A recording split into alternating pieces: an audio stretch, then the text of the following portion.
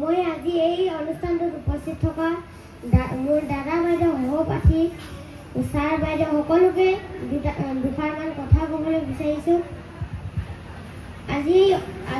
আজি এই অনুষ্ঠানটোত উপস্থিত থকা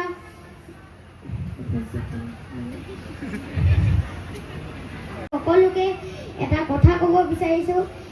আমাৰ বিভিন্ন সময়ত জন্মদিন পালন কৰা হয়। সেই জন্মদিনসমূহত অতি জৰুৰীকালীনভাৱে বিভিন্ন উপহাৰ দিয়া হয়। সেই কেকটো বা উপহাৰটো নিৰ্দিষ্ট এটা সময় বা দিনৰ বাবে থাকে। তাৰ সমান্তৰালভাৱে যদি আমি একোটাকৈ গছৰ পুলিও ৰোপণ কৰোঁ, কিমান এটা ভাল স্মৃতি চিৰদিনৰ কাৰণে ৰৈ যায়। মই এইখিনিকে ক'ব বিচাৰোঁ। বৰদৈচিয়া ছিনিয়ৰ ছেকেণ্ডেৰী স্কুললৈ বহুত বহুত ধন্যবাদ জনালোঁ। মোৰ ইউটিউব চেনেলটোৰ নাম হ'ল ধনীৰাম চেতিয়া বুলি আছে।